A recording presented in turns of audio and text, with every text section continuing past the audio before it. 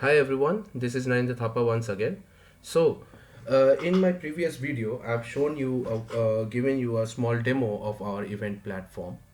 In this video, I'm going to show you how an event manager or an organizer can create that event in less than 20 minutes.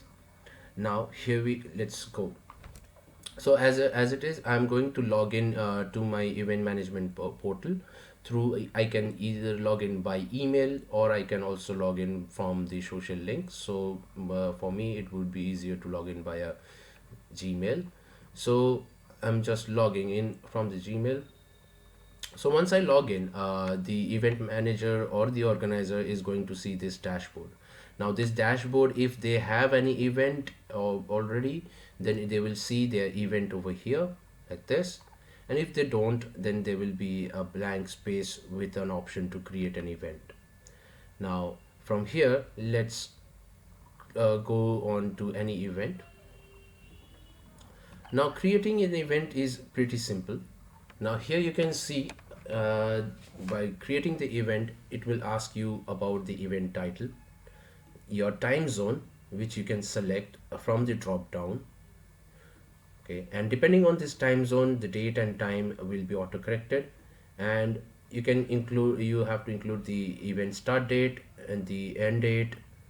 And also there are a few questions such as whether this event is going to be free or it's a paid event, and also some more questions such as if you require a marketing page, or do you require a registration form, how many attendees, if yes, then how many attendees you're expecting, do you require exhibition hall, and if yes, then how many exhibitors you're expecting, and similarly then do you require a networking area for the attendees, and also if you have a video session for this event, and if yes, how many sessions will be there in the video session.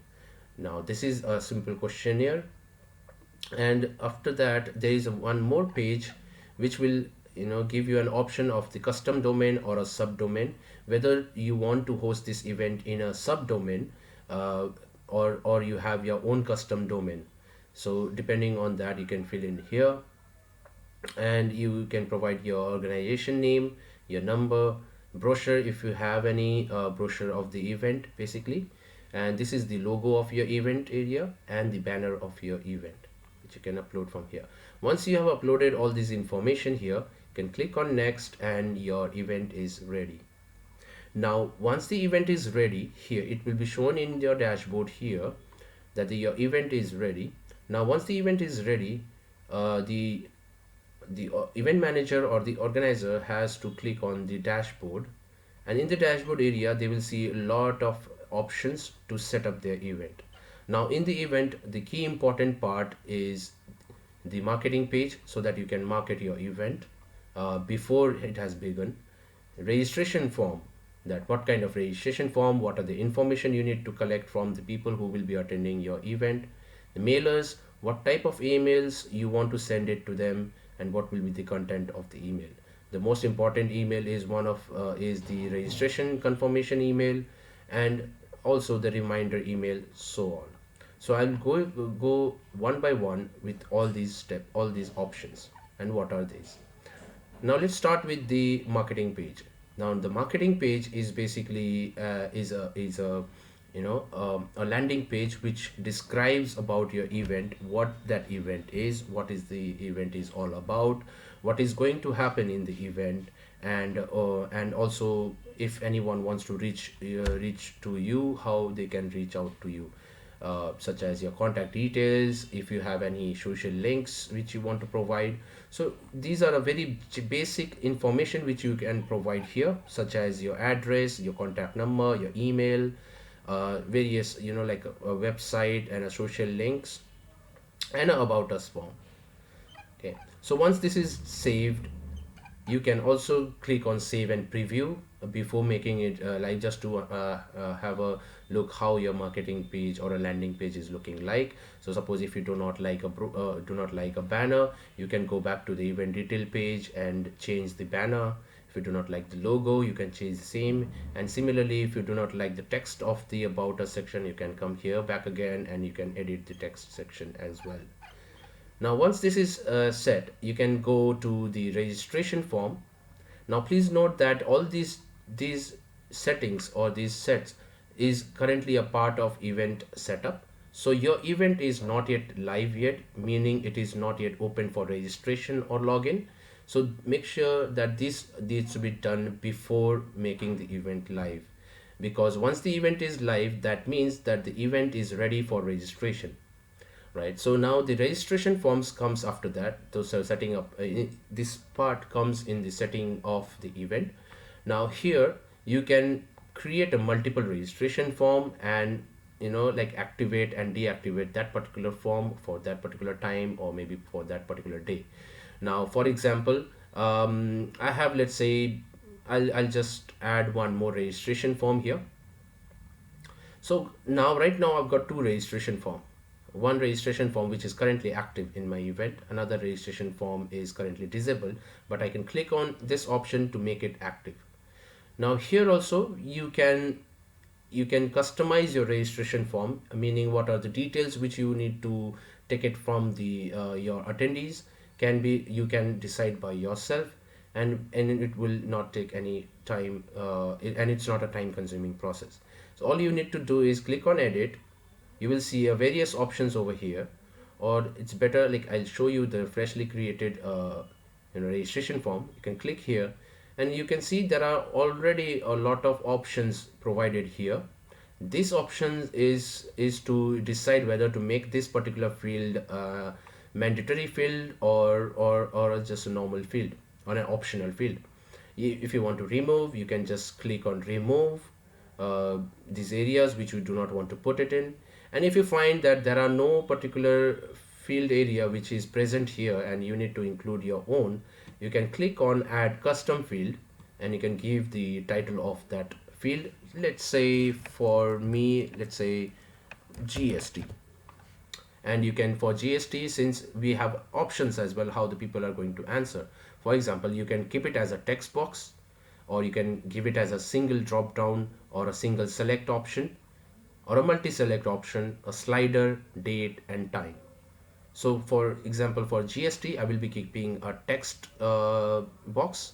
So I'll click on done and I'll save. So once I save this, I can preview this, how it will look in my web landing page or a marketing page. And I can make this form as an active form like this. So now this form is active, so whoever user will come to for the registration, they are going to view this kind of form for the registration. Now let's come back to the mailer section. Now this mailer is basically setting up your email for your event. For example, if you want to set up an event reminder email, and it has a drop down of from when you want to give your user or your attendees a reminder. Let's say 2 days before the event, 1 day before the event, 1 hour or 15 minutes before the event. We have a toggle button here, active and inactive. The active means that email will be automatically sent to the user once the timer is set. And similarly, inactive means the email will not go till the time it has been active. You can also send the email if by manually clicking on the send email button. Suppose in case if any of your user is complaining that they didn't receive any email, you can simply click on send email and it will send to all the registered users manually.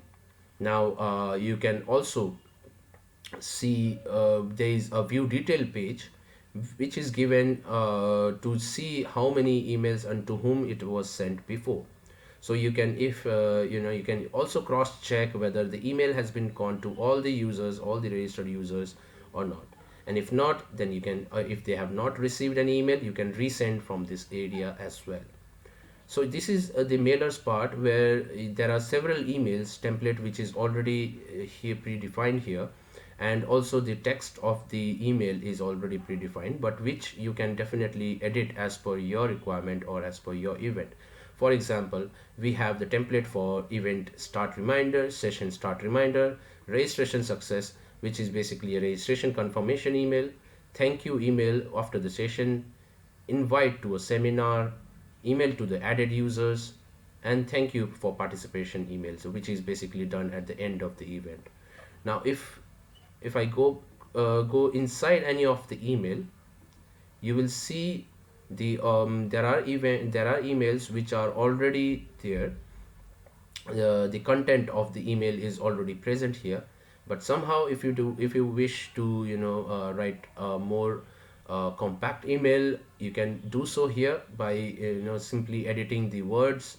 You can add your own banner, you can add your own buttons, and also provide a link to that button where you want the user to be redirected. Similarly, we have a variable section. This is basically a variable which you can put, like suppose if you want to provide content with your registration for your event name. So this actually is a kind of a variable which will automatically, you just have to mention the event name here, so that when the user gets the email, they will get the email with your event name over here. Similarly, there are a lot of variables which is used here. For example, if you want to mention the start date and time, then you have to use this by clicking on the copy icon. You can simply copy this and paste over here. Similarly, we have other variables like for sessions, links. We have a links such as the registration link, login link, exhibitor link, speaker links, and attendee links as well. Like if you want to show their first name and the last name, you can copy, or just a first name, you can copy this one and include here in your content. So that, and also once you're done with this, once you save your email, to check it how your email is coming will be going to your users, what you can do is simply click on send test email. Now send test email will send this email, the email which you have recently edited or customized it, that email to your inbox from where you have registered this to the event management portal. The email will go to that email address. So you can cross check whether all the things are properly in place, and if you wish, you want to change more, you can change accordingly and again send a test email to yourself. Similarly, this can be done to various other emails. So this is basically the email part. Now let's go to the member section. Now this member section basically is for the event managers and organizers who can include or add more members in order to help that person for this to set up this event. So as you can see here, I have added 3 more people along with me. So these people can also log into the dashboard and they can view this event and make changes according to the requirements. Now, as similar to members, we have the exhibitor section. This exhibitor section is to add exhibitors. So in case if you have a lot of exhibitors and you want to create the booths, uh, you can simply add the exhibitors and assign the booths to them, so that exhibitors can log into their own dashboard and start creating their own booth, rather you creating the booth as an organizer. So you can add the exhibitors here. Here this section includes speakers, which is given to add the speakers. Now this is very important because once you create the session, and if you want to assign a particular session is conducted by a particular speaker, so you need to first add the speakers here, and the speakers will be getting a auto generated link like this. So you can copy this link and give it to the speakers via email or via chat, so that the speakers can join to your session or your event directly from this link. Now similarly, as a speakers, we have a moderator section. Now the moderator section is basically again the same, which you have to add the moderators and can link with the sessions for which they are the moderator. And we have a sponsor section. Now this sponsor will be highlighted in your marketing page.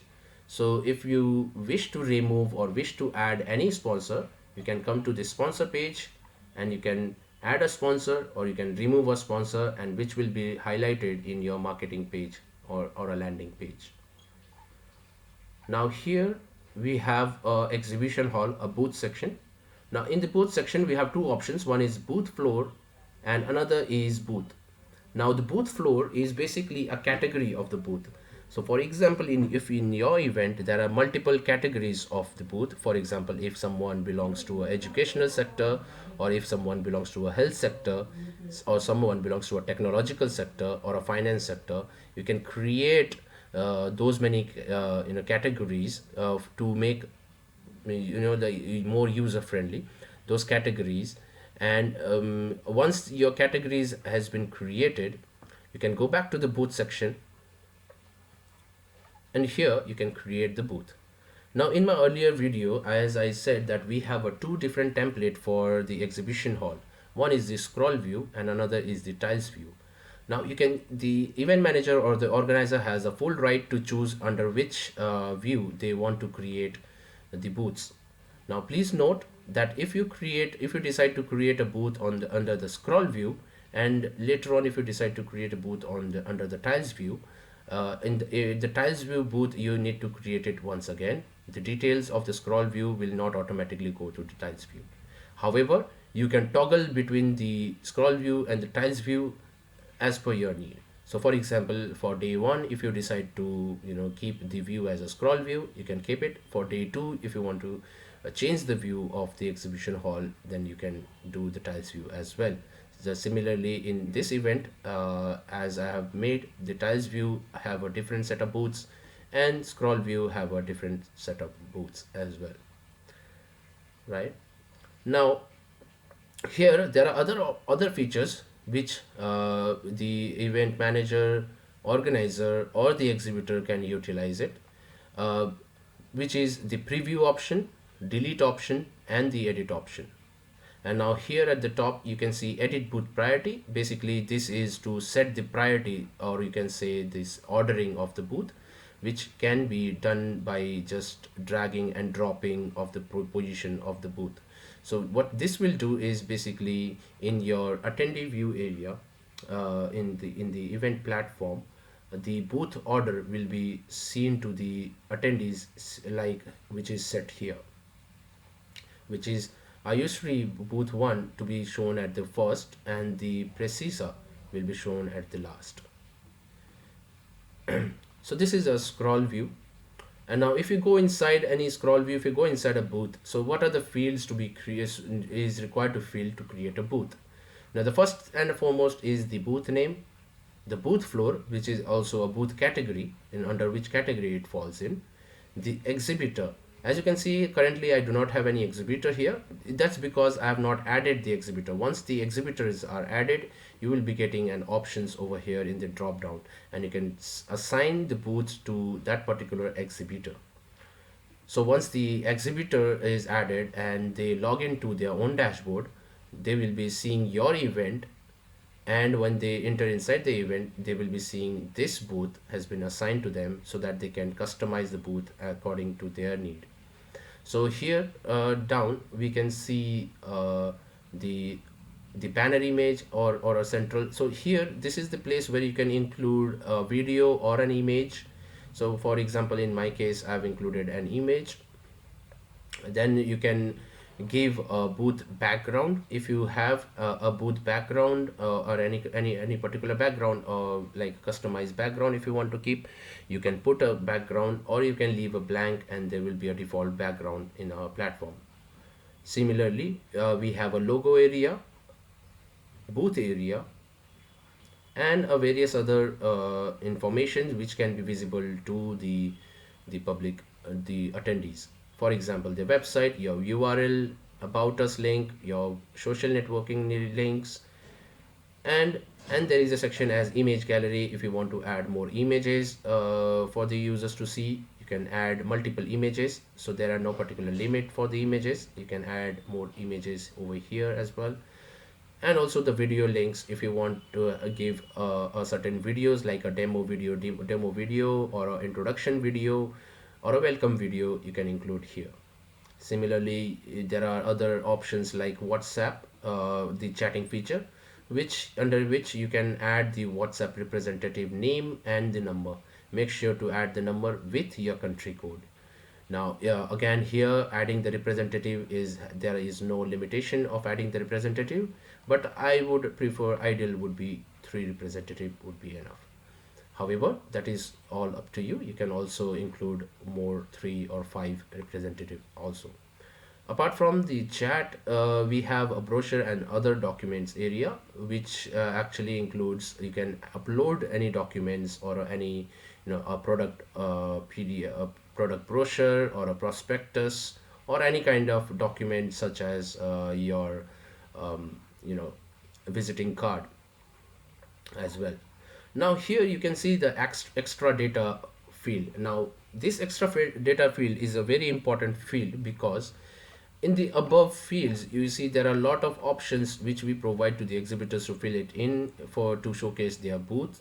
However, if in case they feel that there is not much of particular data or particular field which is there which they would prefer, they can create their own field by simply naming the name of the field. Like for example, here I am giving as about us, and they can write down the text.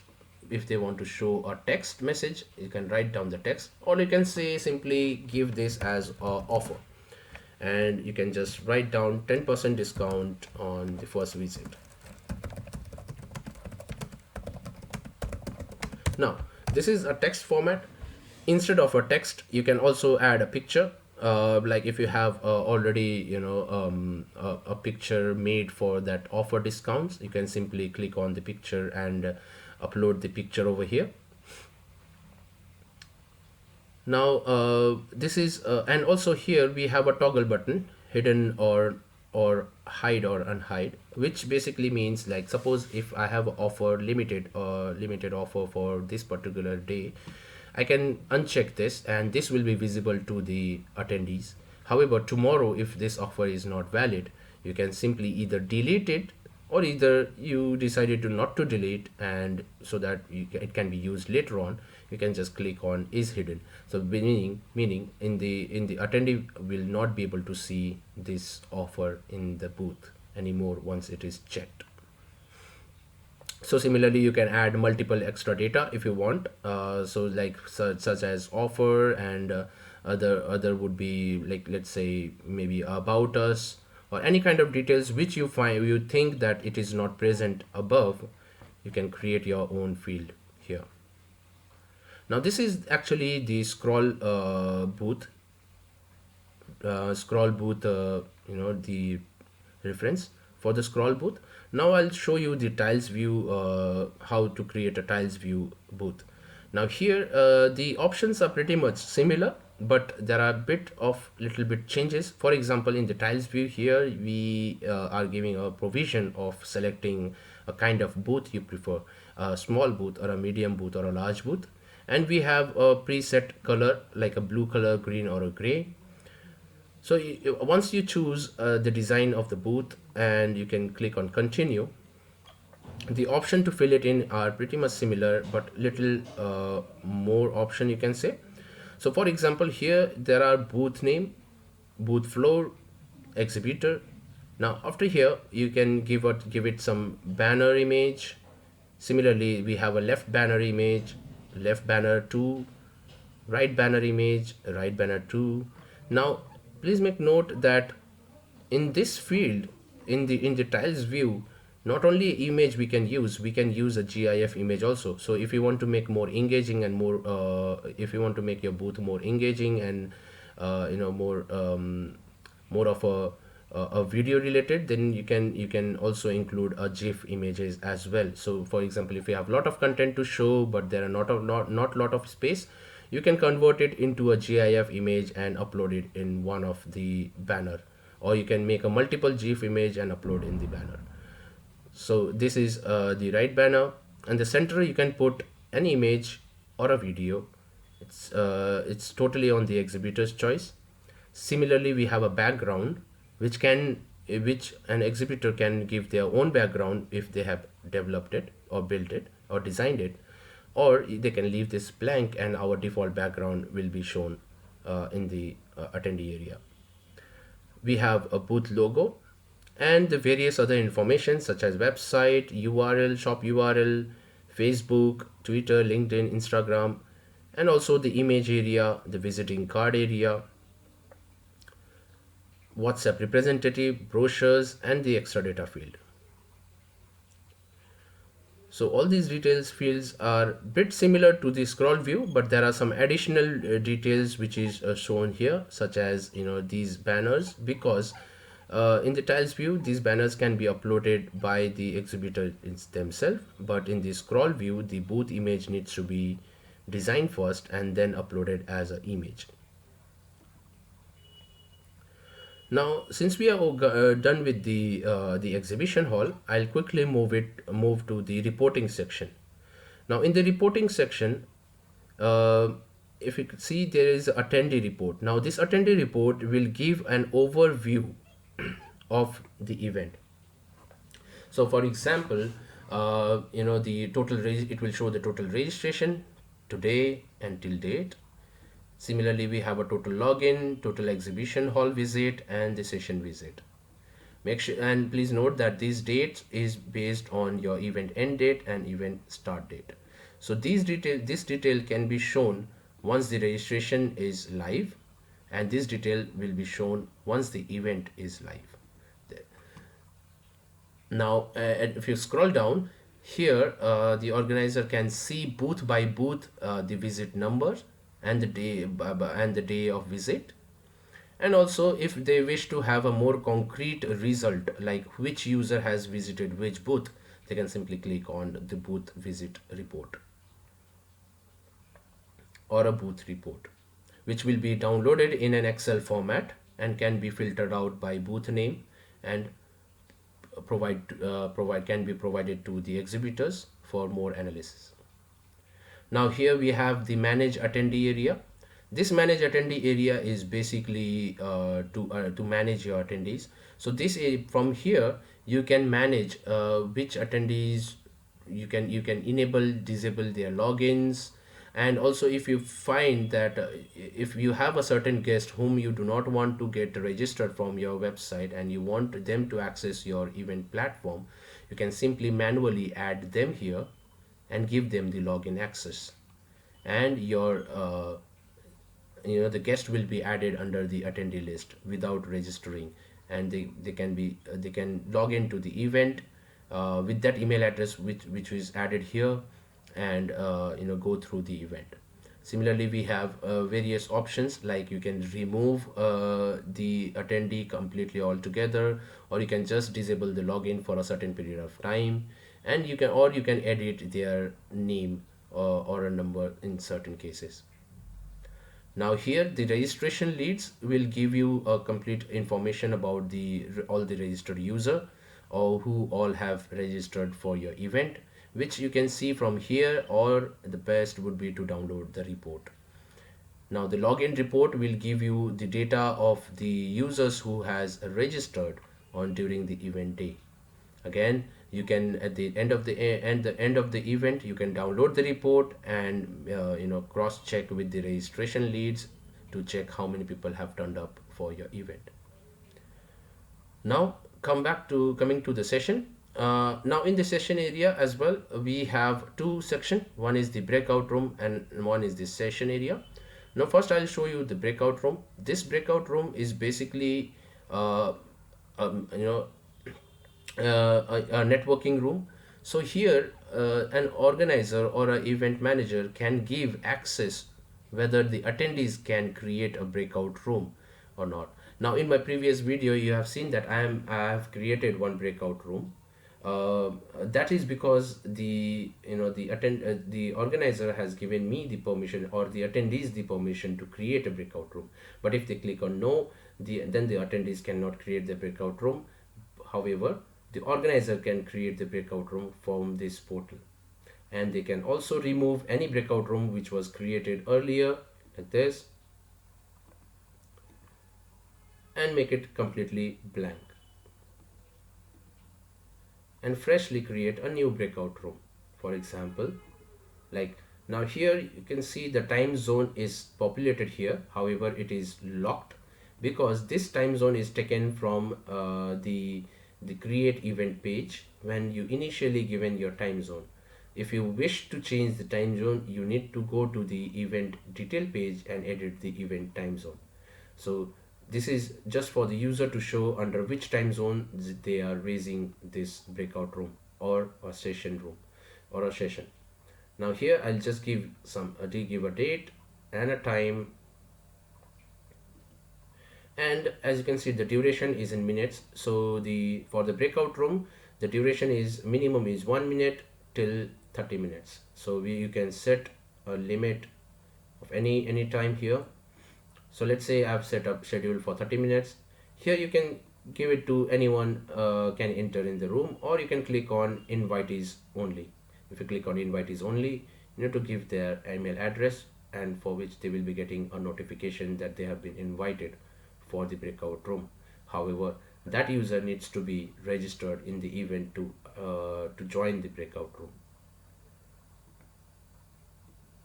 Now I'll just give a click on anyone can enter, and I'll give a number like 10, which is a maximum count of attendees which can attend this breakout room. You can also give one if you wish to have a one-to-one meeting, or so that now create a room. So once this room is created, it will be activated in the attendee area, in the networking area, in the event platform to people to join. Now let's go back to the session area. Now in the session area, you can see you can create here multiple track sessions or multi-day sessions in this area. All you need to do is click on create session. So once you create a session, it will open up this form. In this form, you can type a topic of your session. If you wish to add some description of what the session is all about, you can write a short description of it. Select time zone is auto selected. You can choose the date and the time when the session will be there, and how much long the session duration will be. If you wish to add a banner image, you can include a banner image.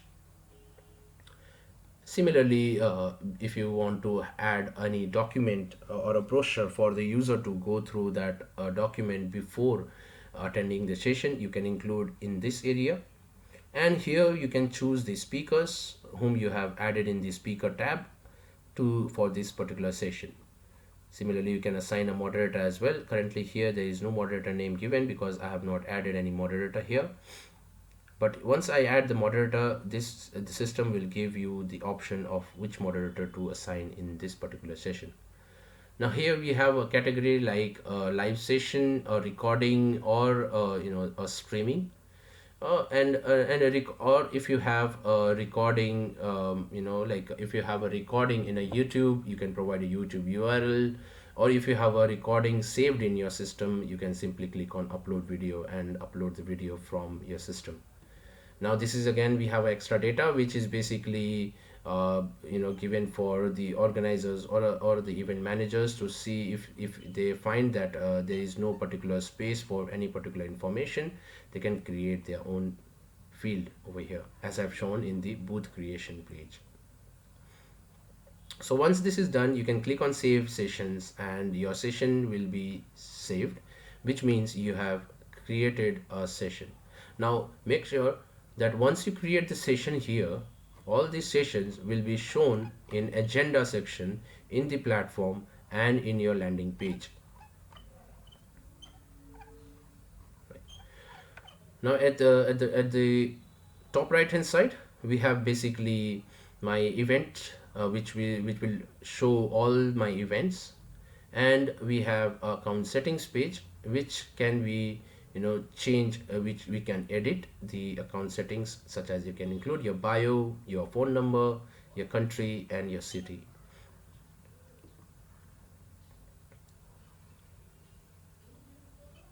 So, and this is the final dashboard. Here you can see the created date, the event link, and the end date and the start date.